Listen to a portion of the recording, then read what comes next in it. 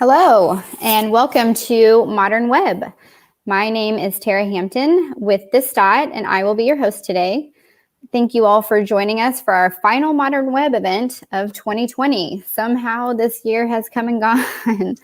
Looking back to the beginning of the year when we were still face-to-face doing these in person, to the transition of going virtual and then merging all of our cities, our Modern Web City events together to this one consolidated event. Thank you for sticking with us, and we hope that you are all well and staying safe and practicing social distancing.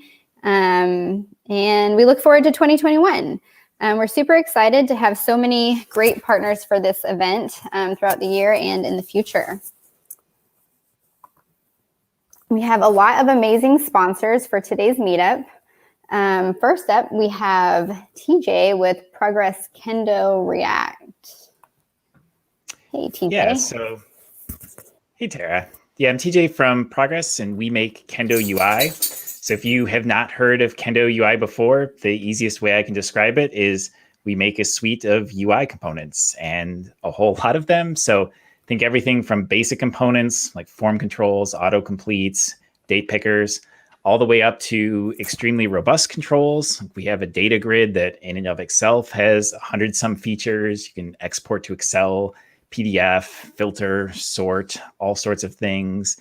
We have a calendar control or scheduler control that's basically like building Outlook's web or calendar interface in the browser. We actually just shipped a Gantt chart as part of Kendo UI. So there are some incredibly rich UI components.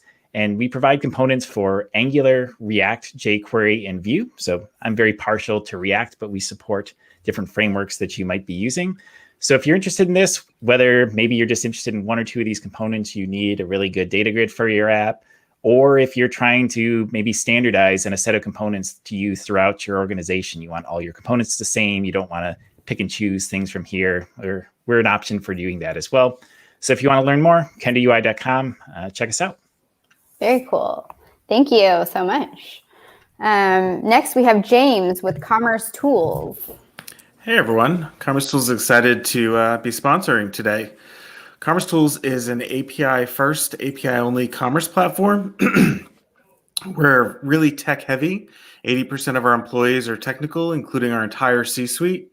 And we have a lot of large customers across the world. So if you've bought something so far this holiday season, you've probably used our platform in the background. You just don't know it. Very inclusive, diverse employee base, and we're a very innovative tech company, pushing forward new open source projects, new initiatives, new alliances. And we're here today just to call out that, we're right here in the Triangle, although we have offices around the world, and we are hiring if you are looking for a position. So we've got, tech jobs, customer success jobs, DevOps, trainers, solution architects, both in our Raleigh-Durham office as well as remote. So wherever you're located, that's fine. I will post the link in the chat. Perfect. Thank you. And last but not least, This Dot Labs, your partners in modern digital transformation, specializing in mentorship, consulting, training, and staff augmentation for enterprise organizations. You can find out more at this.labs.com or send us an email at hi@thisdot.co. Our speakers today are Craig Dung, Principal Software Engineer at Microsoft, and David Price, core team member of RedwoodJS and product and company builder and coach and advisor. Gentlemen, welcome. And thank you so much for being here today. Thanks. Thank you, Tara. And just a couple of announcements before we move forward. If you're familiar with This Dot, you may already know that we put on weekly meetups online covering various frameworks and topics.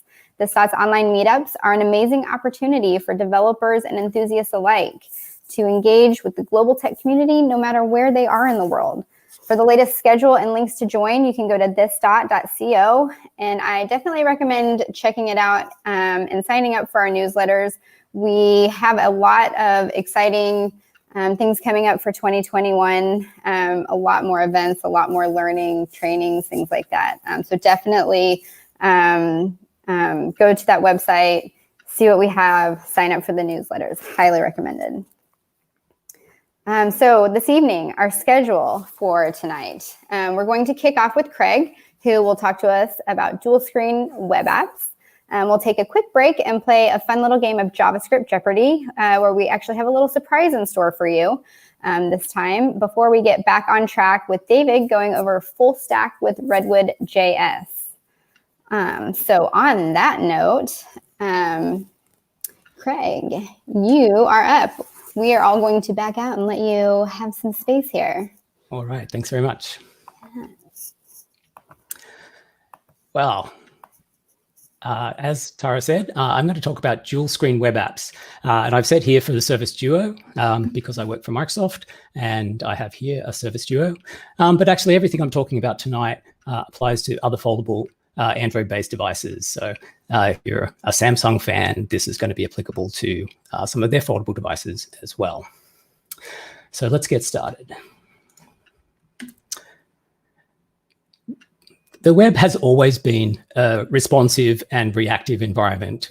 From the very beginning, people realized they started to need to build apps, web pages, websites that responded to different screen sizes, from desktop computers through tablets and then phones. And for a while, we had separate mobile sites. And then everyone realized that they could build responsive apps and make the same web code appear on all of these devices with various CSS and JavaScript tricks. So we really view dual screen devices as just another responsive design target. And the same planning and ideas and tricks that you use to adapt from desktop to tablet to phone can also apply to dual screen devices. So to enable that, we need to put something on the dual screen devices. And in our case, for Microsoft, it's Edge.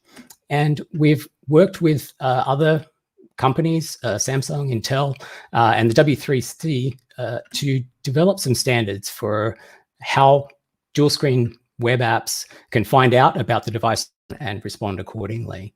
So the first one is the CSS spanning media feature. And the second one is a window segments API that you can access from JavaScript. So I'm just going to start walking through these right off the bat. And at the end, if I have time, I'll try and do a demo as well.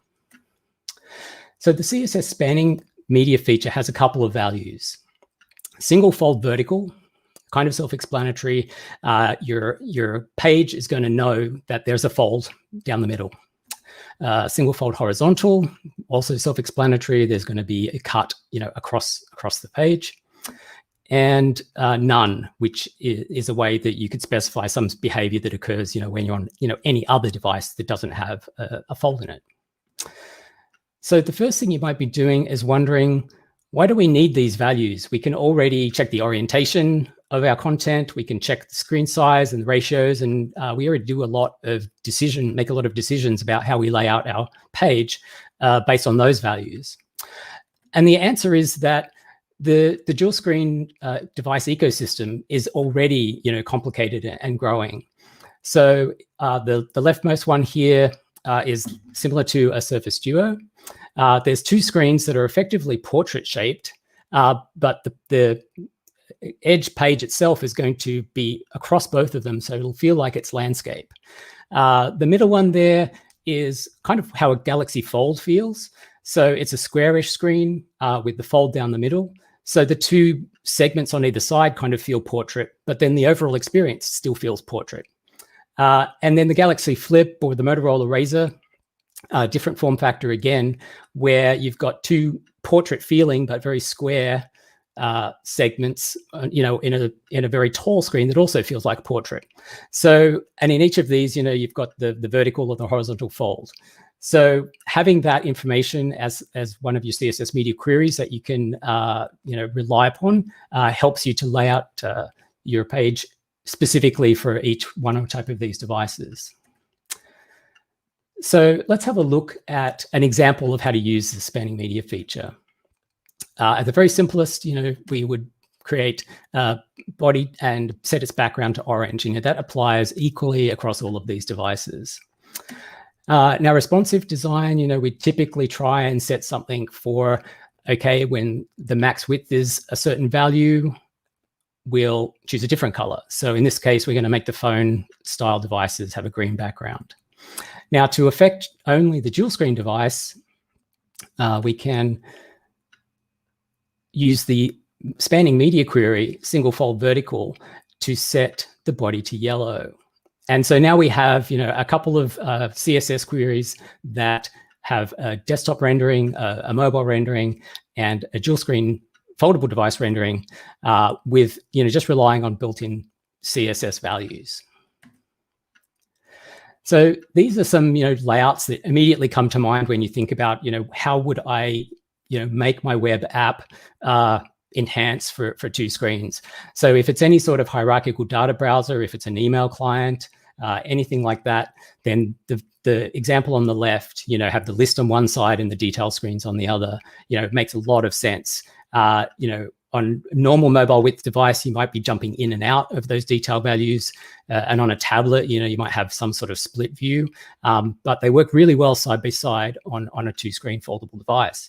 And the second example, something like Pinterest or any sort of photo app where you've got your collection on the left and then zooming in on the right is another good example of a way to take advantage of two screens and let customers get a more efficient experience for their screen real estate.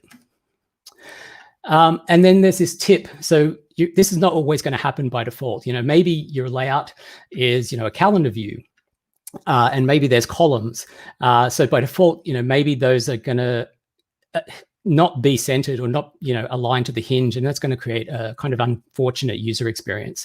So using these CSS values, so using that fold media query, you can align your columns when you're on one of these devices to align with the hinge and make sure everything's readable and give a good user experience. So those are some of the layouts that you might want to create. So to do that, we're going to need a bit more information than just, is there a horizontal or vertical split? And that's where the predefined CSS environment variables come in. So you're used to, the general coordinate system, the origin, the view width of 100, view height of 100. So you have this, coordinate system that you can lay out your views. And within that, we provide information about the hinge or the fold in the middle. So there is a fold left environment variable.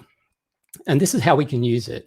So create a query that just sets the width of a .col class to the fold left width, and it's going to fill up that space. So you can very easily adapt your existing classes and styles to fill and take advantage of space within the two screens. And if the device is turned around so that it's tall, we can similarly use the height, set the height value of another CSS class to fill in the top screen of a two-screen layout.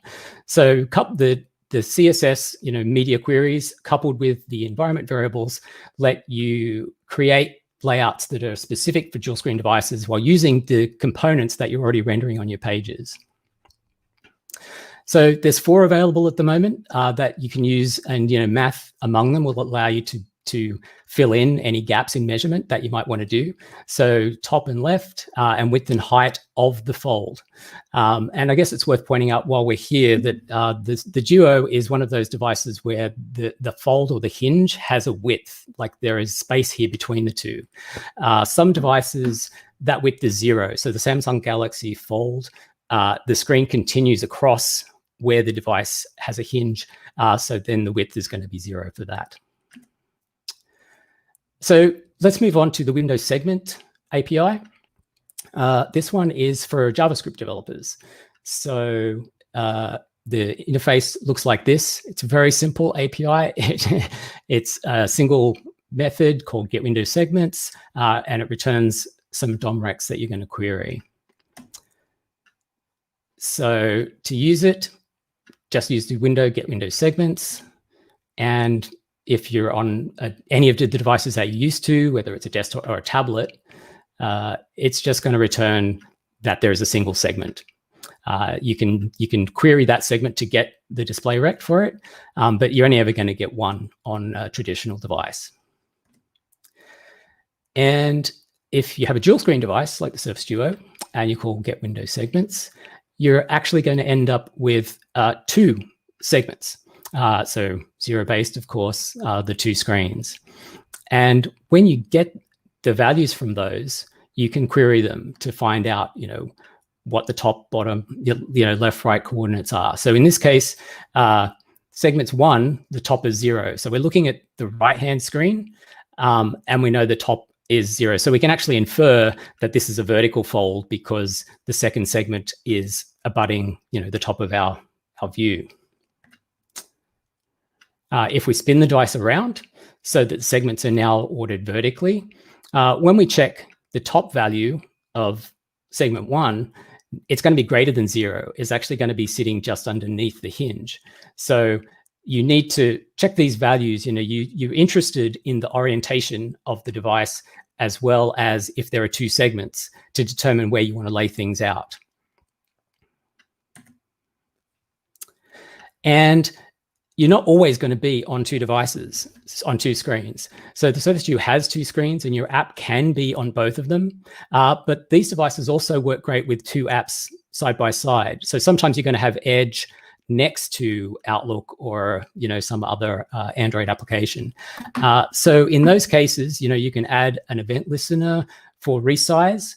And after a resize event, check the get window segments to see if there are 1 or 2 segments available. And if it's just 1, it's going to tell you you're on a single screen, and you're probably going to revert back to your regular responsive mobile layout. And if there's 2, you're obviously spanned across 2 screens. You can do the same thing. I wanted to cover that in the last thing. You can do the same thing with rotation changes. So you can listen for those and check when the device is rotated, because you want to know again, if the top is against the top of the screen or if the top is, halfway along the hinge. So resize and orientation event changes are important to listen for to adjust your layout accordingly. So the JavaScript API is really meant for targets where CSS is not available. So you can easily, adapt for games or anything like that that's using Canvas 2D or WebGL. Or dynamic layouts that you're already using JavaScript to control, and you want to be able to, extend that for dual screen devices. But, for simple stuff, for heavy CSS layouts, the environment variables and the media spanning query are going to provide you with enough information to adjust your layouts accordingly. So who can use these APIs, who can use these standards? So I mentioned earlier that we're working closely with other providers, other OEMs, and W3C for these standards to be part of CSS, part of the JavaScript API that's available across browsers. So at the moment, they're experimental, both the CSS spanning feature and the Windows segments API. You can enable them in Edge on the Surface Duo with Edge flags. So, you go into that in the Edge browser and you can turn these on and, test on the device, test out your layouts, see how they work. We're working, like I said, with W3C to get these into the standard and, enabled by default. And that's just a process that's going to take some time.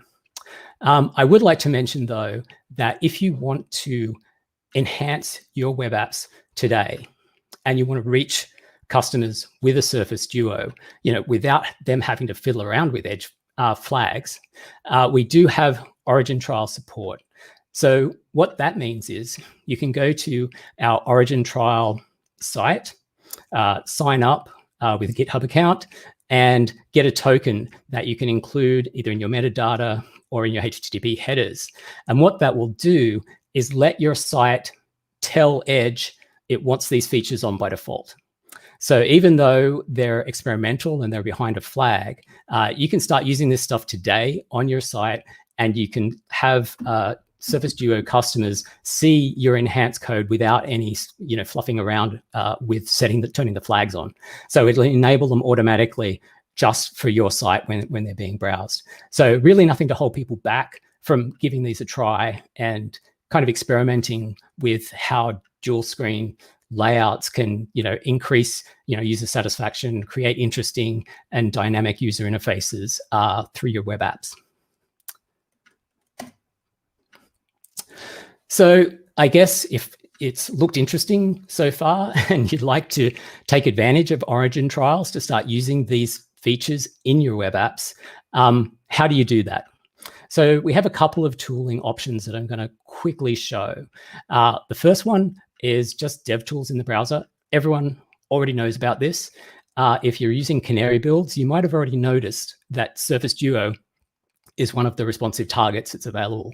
So you can, in both Edge and Chrome, get access to a dual screen simulator in DevTools that will let you work with these APIs and start to, tweak and enhance your own web content. The second thing you can do is use the Surface Duo device, if you want to run out and buy one of these from AT&T, or our emulator, which is a free download, and you can grab that obviously anywhere in the world.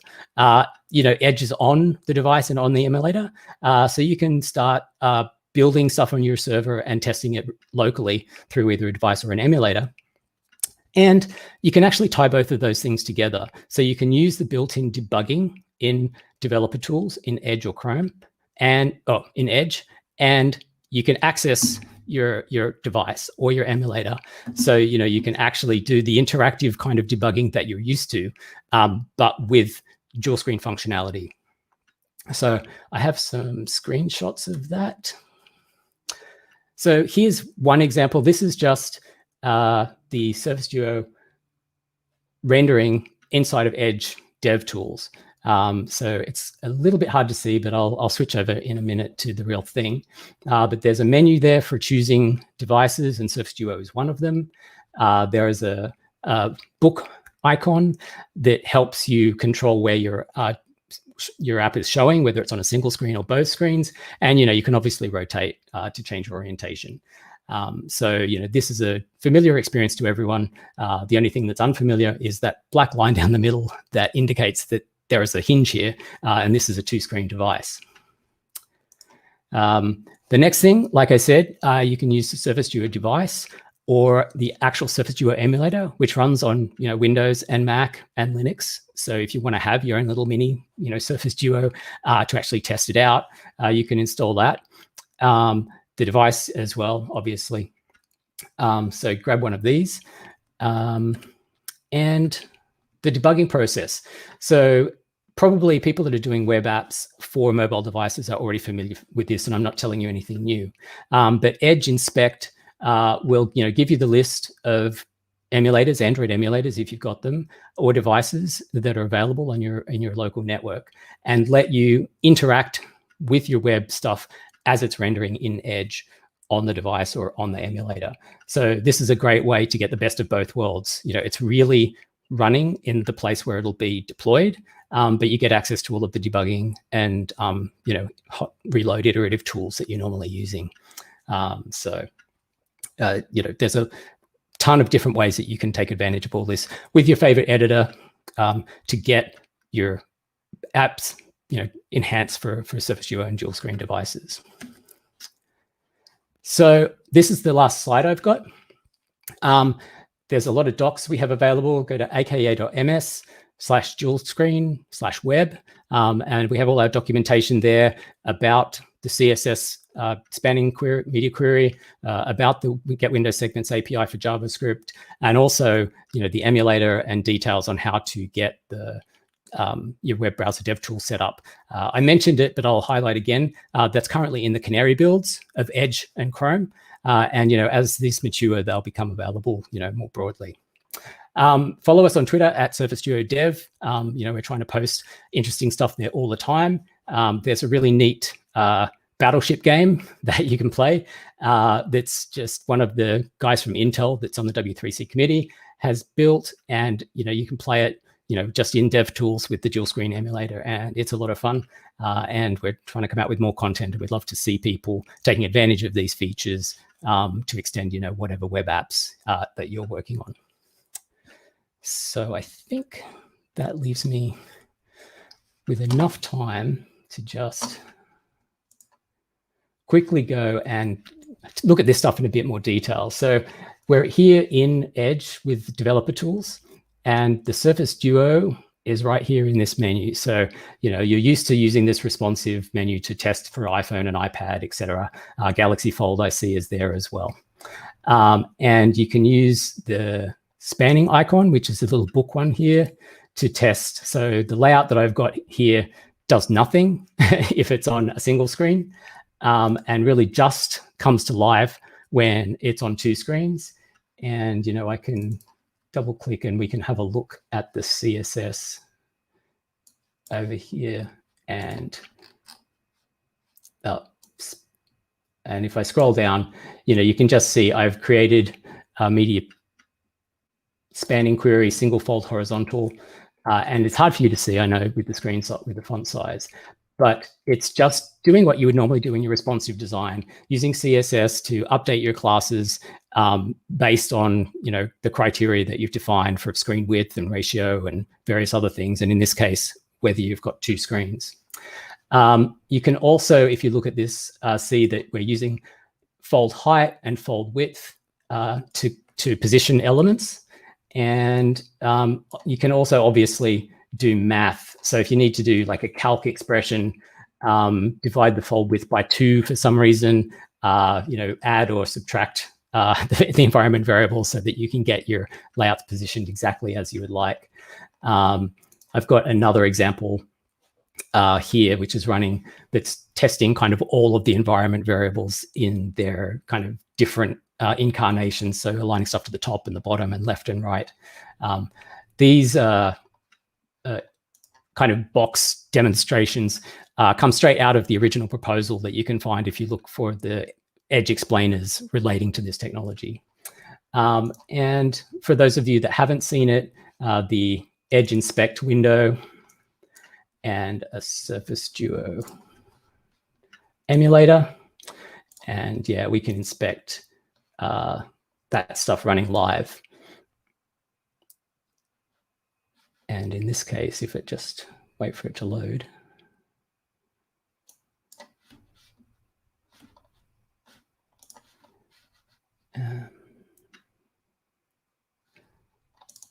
Big. And, we can find one of these elements and, change the color to black and see interactive. So, you can have a very satisfying and interactive debugging experience using the developer tools and the emulator locally. So I think that's close to time if my math is good. So I'm just check over the questions. It looks like you've got a question from Jake. Right. Any interest in enumerering how the different display recs are oriented? So I guess that's something for you to overlay on top of the API. So the API is only ever going to give you back, the two recs. And like I said, probably the first thing you want to do with those is for the second rectangle, check, is the top or the left, one of them 0. And that's going to tell you, by virtue of the way the layout works, whether it's oriented horizontally or vertically, if that makes sense. But there's nothing in the API explicitly. It just gives you the recs back. And then you make that decision based on, kind of observing those values. So it's kind of, if you go back and look at the example, I'm sure we'll post the deck, kind of while we talk about checking the top value to be 0, because that's one of the things that will help you make that decision. Do the dual screen APIs handle heterogeneous geometry? So good question. It's something that, gets thought about a lot. It's not really the purpose of these APIs as they are. So when you think about dual screen scenarios, you actually very easily start to think about multi-screen scenarios of the kind that you're used to with your desktop or your laptop computer. And, you at your desk, you've got a number of other screens around you all plugged in, and, they're off center and they're kind of spread around. So this API in its current incarnation is really kind of focused on the dual screen experience as it kind of is embodied by these devices like the Galaxy Fold, the Flip, the Razer, and the Surface Duo, where the two screens are together. But it's definitely something that is under consideration, because we know how, often things that start small, people want more and more, and we want to take care of more and more scenarios. And many phones now find themselves having external monitors plugged in. So I can't really say where that's going to lead, but the purpose of it for now is really targeted at these foldable devices.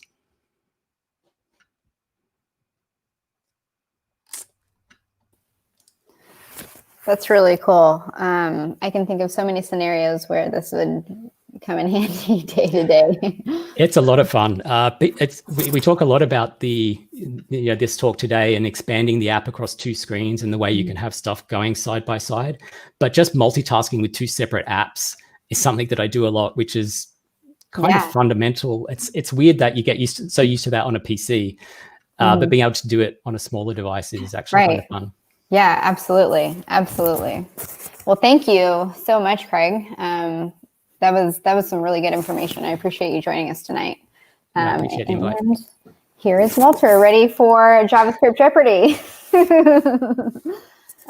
So Craig, I hope you stick around and play with us. Awesome. We have a few questions for everybody tonight, and I am going to bring in David as well. Oh, hi, Walter. Hello, buddy. So JavaScript Jeopardy, it's really just like how it sounds. We're going to ask you a few questions, and the audience will give us our answers. Try to state them in the form of a question, although you won't be faulted if you do not, unless there is a tie, which I guess whoever shows up first.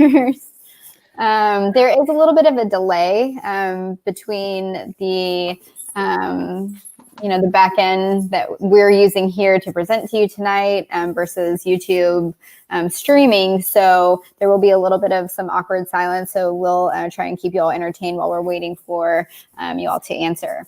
Ooh, I can entertain. All right. JavaScript Jeopardy might not go so well, but entertainment. Yeah.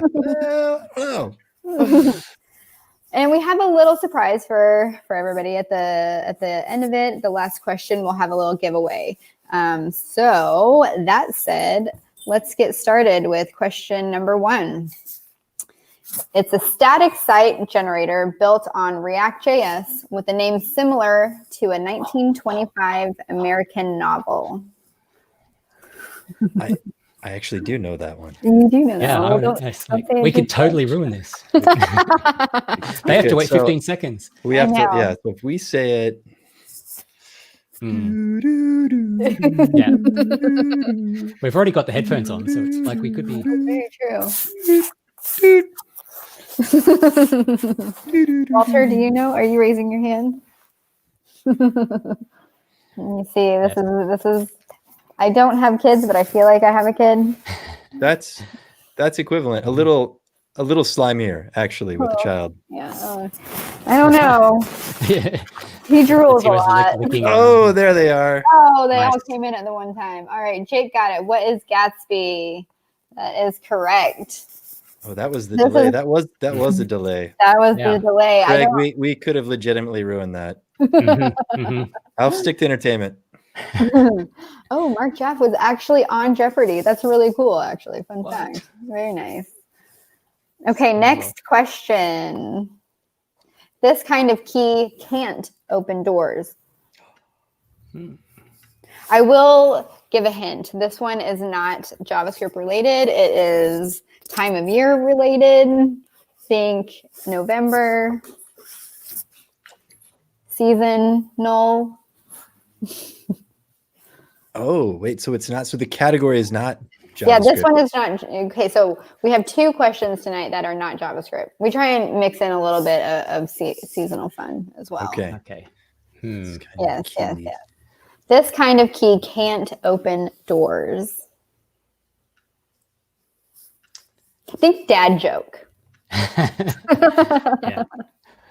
Also something I should be good at. Oh, What is a turkey? Good job, John. That is the answer. What is a turkey? My children will like that one. You're welcome for later. That's good. Yeah. All right. I like. Can we choose? I like Jake's answer. Yeah, I'm there too. I'm really hungry right now, and that just did not help out. Next question. This object in JavaScript represents the eventual completion or failure of an asynchronous operation and its value. Are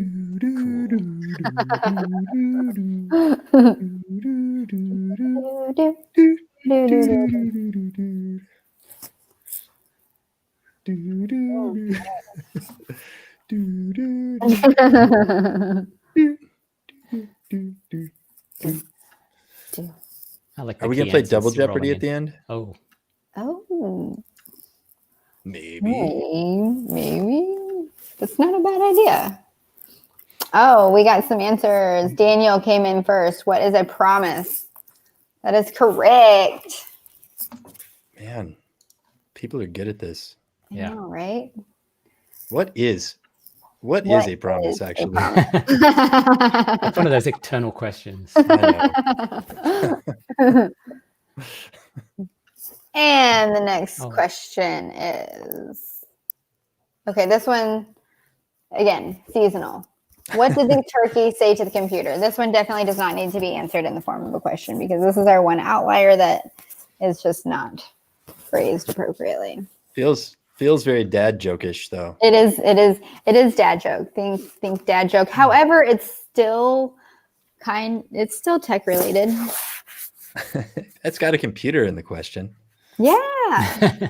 We're on to something here.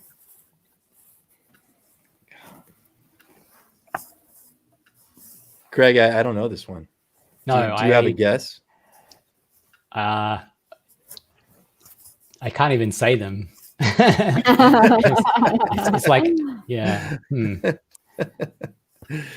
Oh, now I'm okay. curious. So, I mean, okay, let's work this one out. What sounds does a turkey make? Yes, that's where I was going. Gobble. Gobble, gobble. Actually, that's better. You're really accurate. Yes. Okay. All right. Air and fingers got it. Google. Oh, yeah, that's a dad joke. Yeah. To 11. Definitely a dad joke. Okay. And Neil, actually, no, look at Neil. You missed Neil. Neil nailed it. Log, gobble, gobble. There it was. Nice.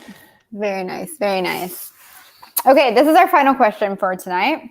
And the winner will win a free license for KendoReact. So the stakes are high here. That's pretty nice. I know, right? That's what I thought too. I was really excited. This is the first time we've had a giveaway during JavaScript Jeopardy, and we've been doing this for a very long time. So I am thrilled. So whoever comes through first, and I apologize. I know there is a delay, and hopefully the first person actually comes through first. So we'll find out. The question is, drum roll, please. Nice. This React hook returns a memoized version of a given function that only changes if one of the hook's dependencies has changed.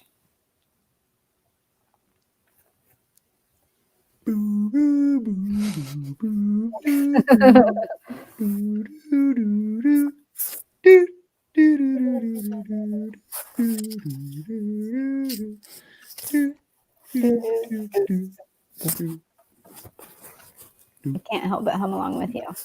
Good. Not my strong suit. Definitely not my day job. JS Jeopardy.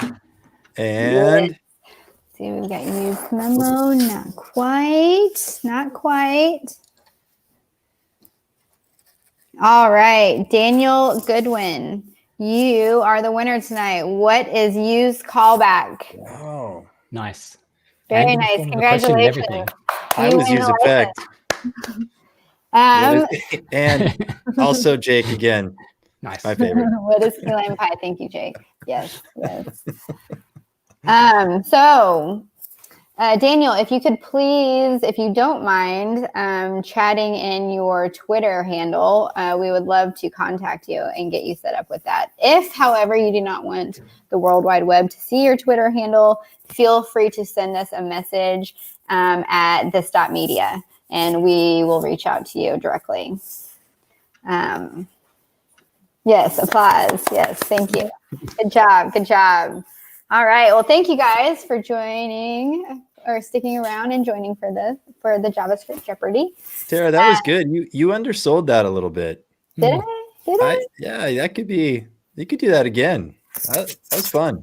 Right on. Right on. Well, maybe next time I'll throw some more questions in there.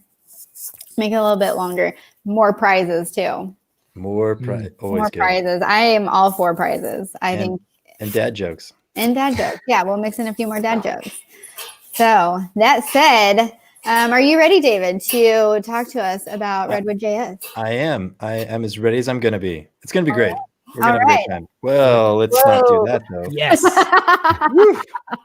All right. Is that better for everyone? That's going to be us at the end. Okay, that is. That's how that goes. Single screen. All right. Handing the mic over to you now. All right. And I'll take it away. And I think I'll be able to see, you know what? I'm not sure if I'll see any questions coming in. Tara, you're not on stage anymore, but if someone wants to stop me or chime in while I'm going, please do. So Will do. I'll begin.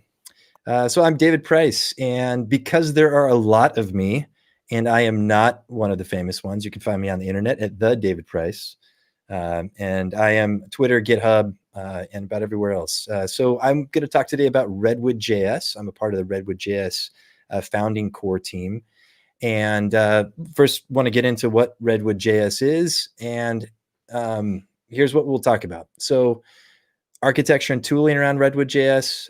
I'll make sure I explain what it is and why we're excited to do it at the modern web, because it's modern architecture and tooling. I'll do a walkthrough and we'll see how that goes. And then depending on time, and I'm looking at the time right now, I'll spend more of the time in a show and tell of some production applications that are running on RedwoodJS, all targeting different features, have different scope and things that they're doing serverlessly in the back end. So that's fun, but at the very least, I'll give you some web links and sites you can go look up later. And that's what we're going to do. But first off, we need to talk about what RedwoodJS is. And let me see right here. Okay, so this is fun. RedwoodJS was launched in March of this year with 0.1. And since then, this is what it is. It's really a large community of open source contributors. There's over 150 contributors across all of our projects right now, over 20 releases.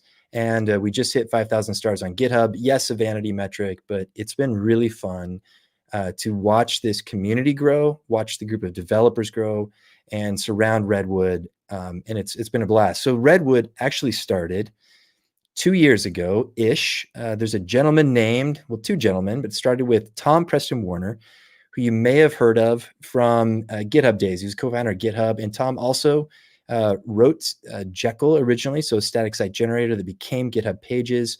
Tom is behind Semver. Tom is behind Toml. And Tom was behind Gravatar. And also, Tom started a company with some other co-founders called Chatterbug.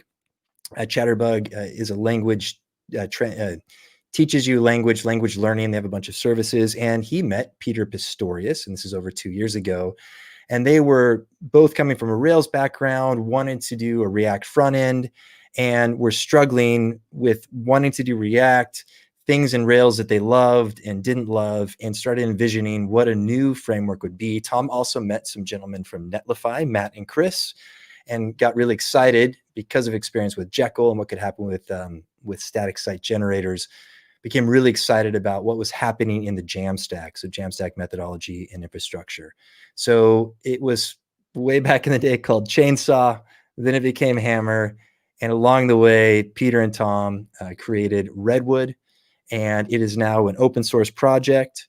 It's, well, we'll get some links for you, but, and going really well. Version 0.21 is coming out soon, and version 1, we kept saying it was going to come out by the end of the year, but it's going to be coming out sometime maybe just after the year, but we're really on track and there's a roadmap.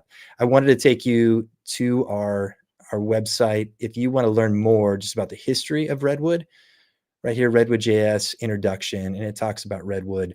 And this is important because like any open source project, longevity, will it make it to version 1 really matters. And there's a lot of people with history in open source back in Redwood, and it's going to be around and it's growing really well. So all that said, as a bit of an intro, what is RedwoodJS really? It is a JavaScript framework using React, GraphQL, and Prisma, along with following a Jamstack infrastructure and process. We call it an edge-ready JavaScript framework.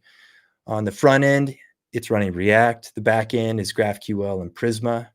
And the methodology is using serverless deployment. And we follow a Jamstack methodology. You can deploy to Netlify, Vercel, AWS, and more are coming soon.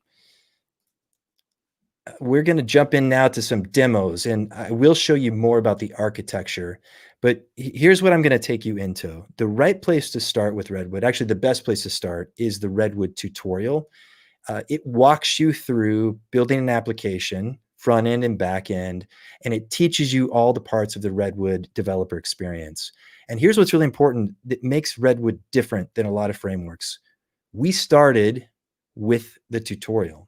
So the tutorial was written first to describe the kind of developer experience that we wanted the code to fill. And then we backed into the tutorial and created the pieces and the features needed to complete the tutorial. So Tom wrote an article called README Driven Development about 10 years ago, and we followed that practice when we created the tutorial. It is the best place to start. And another thing that's really important about Redwood is the community. We have a vibrant, welcoming, amazing community. Forums at community.redwoodjs.com, the chat at Discord. And please, if you want to learn anything, if you're just want to dip your toes into the Redwood waters, the forums and chat is a great place to start. Both of those links, I'm back on the website, are up here in the top right corner. If you go to redwoodjs.com, so you go to Redwood's or Twitter, which you want to follow, but then our forums and the chat. And it's a great community, a welcoming community. I'm very active in the community. You can find me at The David. If you have any questions, you get started with the tutorial.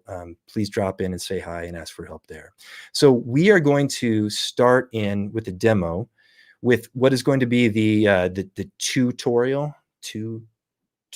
I can't do it.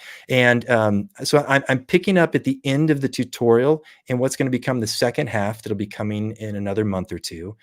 So this is a bit of the bleeding edge of Redwood. It's using the Canary release of what will be 0.21 coming out soon. So if you've used Redwood before, a few things might be different. Otherwise, what you'll find is what you'll see when you go and download Redwood soon and get started on the tutorial. So the first place to start with Redwood is yarn create. So at the command line, Redwood spends a lot of time at the command line, yarn create Redwood app. This would be my first Redwood would be the directory. Running no yarn install is not something you need to worry about, but this will spin up your project structure for a new Redwood app. And you'll get instructions at the end of that about what to do next and some helpful links.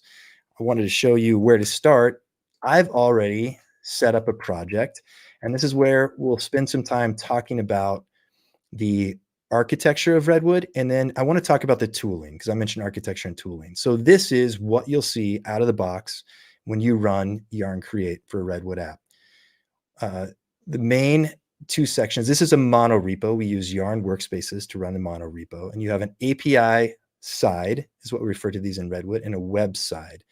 In your web side, you'll find your assets and all kinds of fun things for your React components, and your CSS, your assets, and the API. You'll see a DB, and we'll spend a little bit more time here. We're using Prisma to connect to the DB, to model, so to create a schema for our DB, and to handle our migrations, which is really important when we deploy to production. Source, I'm not going to spend a lot of time here, but this is where all the logic is, and the actual GraphQL API is created, is inside of the API. And services is a Redwood concept for where, right? So GraphQL is where our SDL files will be, and services is where the business logic will be. So queries, mutations, any logic you need to do, integrations with other third-party services, all that's possible in a Redwood app. A couple other things on the tooling side is that Redwood has a pretty hot off the presses coming out of beta, its own IDE. And I do not have time to highlight this now, but I highly recommend downloading and installing the Redwood IDE.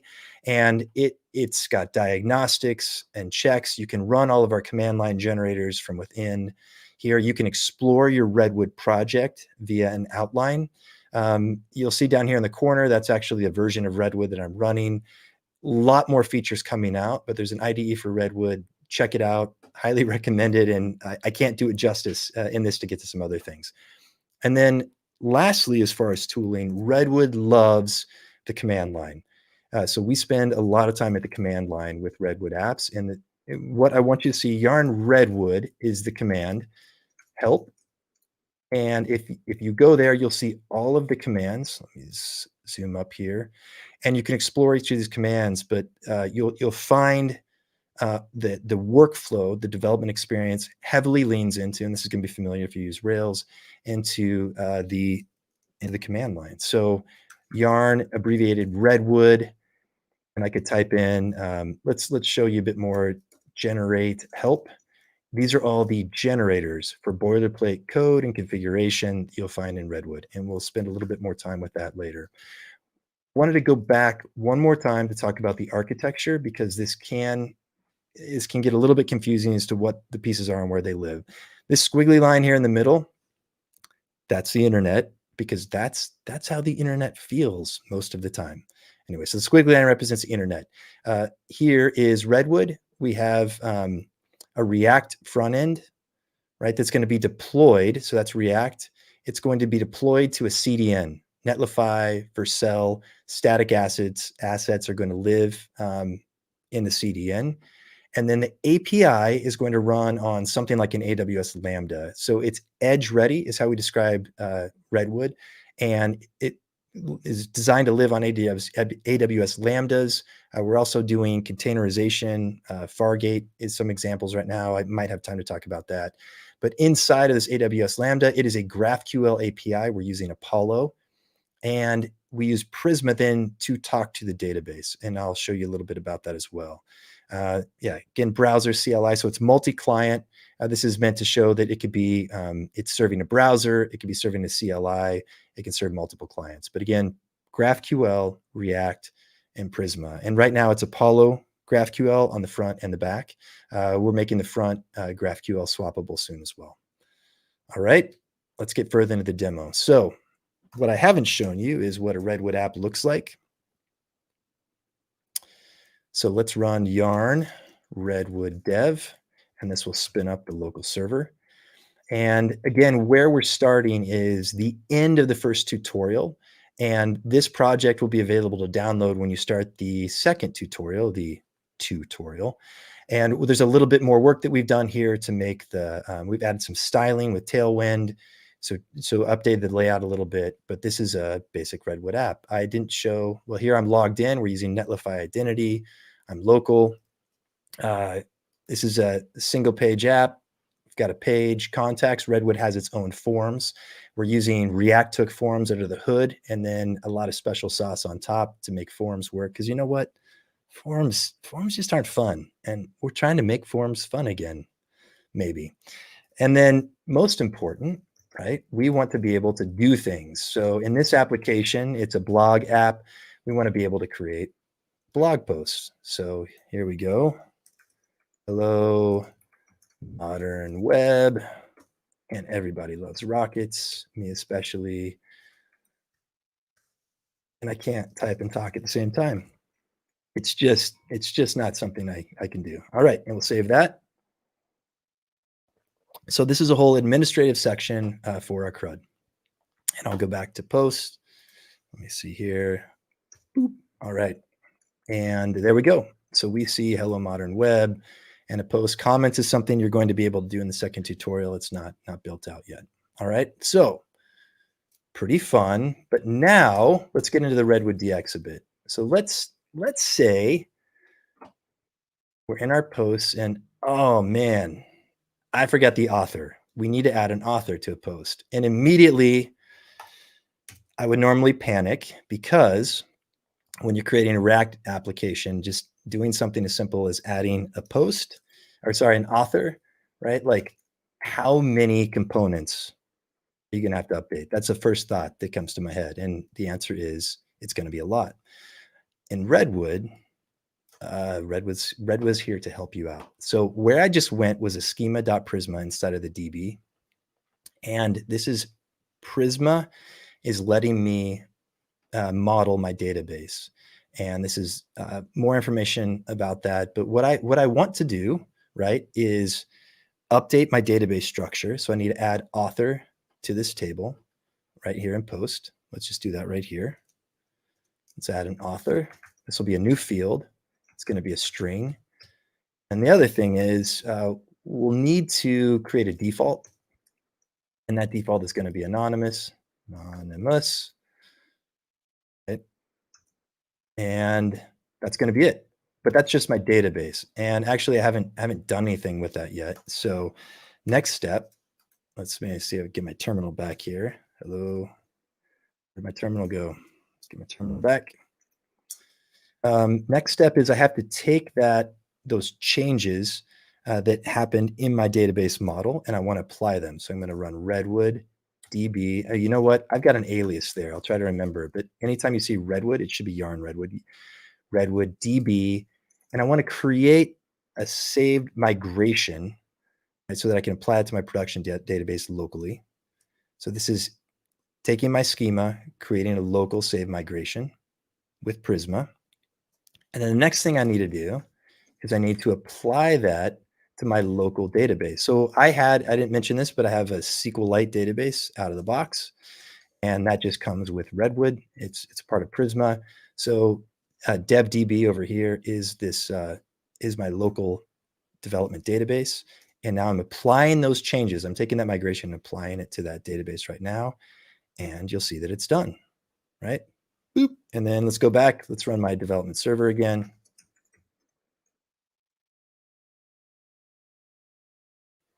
And let's go take a look at our app. We don't need this.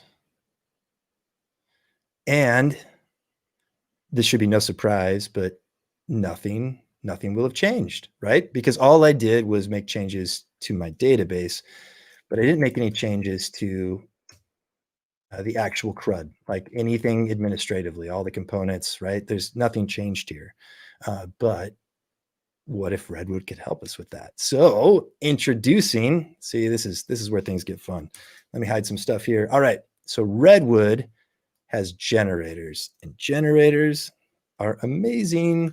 Okay, so yarn Redwood, I showed you generators earlier, and there's the help, but this is creating boilerplate code for you. And again, I don't have time to talk about how SDL and services and like, why aren't there any resolvers? Because Redwood handles your resolvers for you on the GraphQL side. But these are all the different types of components or functionality that you can create inside of your application. And one of them is called a scaffold. I have already used the scaffold to create this admin CRUD. So I am able to use the model from my database, schema.prisma, to create a post CRUD, create, delete, update, and Redwood did all that work for me. I've already done it, but I need to run it again. So let's do yarn Redwood generate scaffold. The scaffold is going to be on the post model, and I have to use force. You won't do this because I'm overriding what already exists. And this is a lot of code, but this is all code that you would have had to write yourself. We have, if you can see here, it's a little bit large, right? We have SDL files, we have service files, that's the queries and mutations, and then all these different components that were already written for us to make our CRUD work. And then let's go see what happened. Boo-doo. Check it out. Actually, that is pretty magic, isn't it? So it already updated and refreshed. And here we have the author, the anonymous author, right? And that's not right. It should be the David, and everything's better with a trademark. I don't even know what that means. It's just fun. And there we go. So now we have all of our CRUD working. I can edit that. Welcome to RedwoodJS, because trees and rockets go together. And with one line at the command line, we updated a whole lot of files to make our CRUD work. So pretty fun. Now, what didn't happen is it didn't get updated on the front end. So this is where I will need to do a little bit of manual work. But now I get to introduce you to another Redwood concept, which is cells. So Redwood cells. Let's open up our Explorer. And the first one I want to go to, let's just find it this way. I want to show you a blog posts cell. All right. What is this strange beast called a Redwood cell? By the way, if you go to our homepage, and there's actually a really good document on cells, understanding Redwood cells, and there's a short description of this on the homepage of our website. And effectively, a Redwood cell is a component that does all the things you need it to do for querying and state. It's a single file, declarative way to query GraphQL and handle loading, empty, failure, and success, which is awesome because that means I don't have to write a separate component for all these things and handle my query some other way. So this is where, a Redwood cell is what's being used to render this component in a list of, I didn't create any more blog posts, but create that list right there. So what I need to do is add an author field. There's one more, there's the blog. So Redwood has a very strict nomenclature to it, right? So you can find things. I need to add an author here. And there's one other place I need to add, and this is actually on the display. So I need to go into the blog post. So I've done two words, 2 lines of code so far. And this is where we display the author. So let's add an H3. And let's do a little, oh, you know what? We've got Tailwind. So, there's a setup command for Tailwind. I won't show you that, but if you want to get Tailwind up and running really quickly, it's just Redwood setup Tailwind, and all your config and boilerplate for Tailwind is set up and ready to go. So we are using Tailwind. Let's go text. Small, that feels good. How about italic? Right? Oh, I love Tailwind. Tailwind 3 is happening today, right? And Tailwind 2 out of something. They announced something and I was excited about it. Okay. Tailwind has made React so much easier, React styling for me. Anyway, if you know of something else you prefer, let me know. Okay, let's see if that worked. And refreshing. Check it out, right? So I ran a command line generator, and then I updated 3 files, a line of code each. Well, maybe 2 lines and the third one. And there we are. We have an updated CRUD, updated our front end. We used Redwood's generators and we use cells. So that's super fun. And then now here's where it gets even more magical. I have a couple more things to show you, but first we need to deploy this thing, and deployment takes a little bit. But we stop that. Okay, so deployment will take a little bit, but we'll run deployment while I show you 2 more amazing features of Redwood. So all these are my changes. We're just going to call this ready to deploy. I'm committing to main. I don't ever recommend that, but hey, it's a live demo. What can go wrong? And here we go. You ready to deploy? And boom. That's it. So I just deployed my application. So what's happening, and I'll show you a little bit on Netlify right now. I push this in my Git repo. Netlify, it's triggering that there was a commit. Netlify is going to run build scripts. It's going to run my database migration scripts that I set up. It'll update my production DB, and then it will push everything live. So it's going to spin up the new version of the API GraphQL on AWS Lambdas via Netlify functions, and it's going to deploy the web assets to the CDN. Maybe. Oh, you know what? I wanted to show you that I'm not cheating. So here it is. This is the current app right there. I'm logged in. So this is it on netlify.app. I'm logged in. So if I go to admin posts, okay, just to prove it, right? All right. we do not have, okay, this is my live app. So that's going to run. 2 more things I want to show you in Redwood. I really have no sense of time right now. So Tara, if you're listening and I've gone way too long, just cut me off. If I haven't gone too long, I'll keep going. All right, 2 more amazing things about Redwood. Let me close these guys. So why, let me actually start with a question. Why another JavaScript framework? There's a lot of things that handle React, and GraphQL is cool, but everybody knows that. Well, some people don't like it, but we don't talk about those people. So why yet another framework? Well, it didn't seem like anyone had really figured out the configuration part yet, because you know what? Babel's awesome, Webpack's awesome, Jest is awesome, Storybook's awesome, and all the other things, but oh my gosh, putting them all together, like that's the pain. So in Redwood, because we are opinionated, we have conventions, and all the integration and configuration is handled on the back end, well, in the packages of Redwood framework, check out what we can do. We are in Redwood test.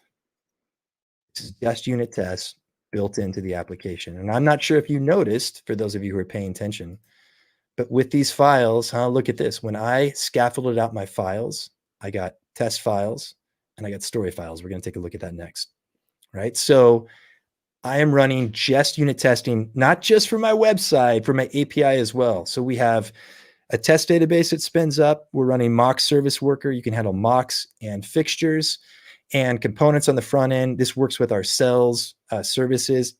I just ran, all I had to do was run a generator, and now I have 11 passed tests in my test suites, 23 passed across my full stack, right? I can't tell you how many months this took us to get right and how many people in our community contributed. This was so hard, and it's so amazing that it works. And there's one more fun thing, right? This is because we all know we should be testing, but setting up and maintaining tests is just so hard, right? And then check this out, Yarn Redwood Storybook.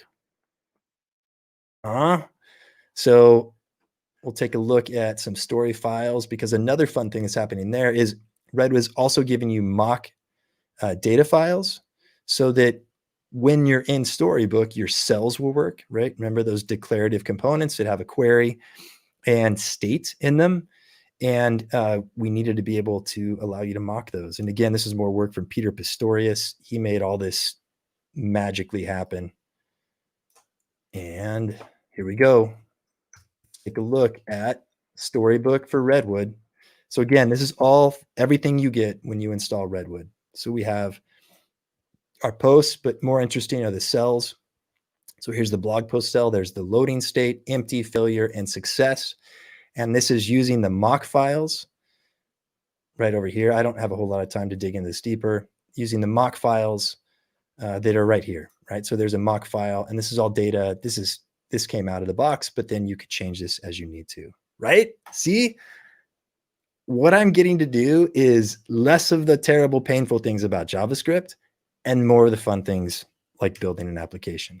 And that's what makes Redwood fun. So let's see if we actually deploy this site. And this is on Netlify, and check that out. This is my live site. All of the changes here happened. The David TM save. And if I go back to, let me go back to application. There we are. So it's a live site. Everything deployed correctly. My production database for deployment was migrated. Thank you, Prisma, because they did a lot of hard work there and continue to do a lot of hard work. And I'm live. And that's the magic of the Jamstack methodology, and also the magic of running serverlessly. So Tara, that ends if you're listening.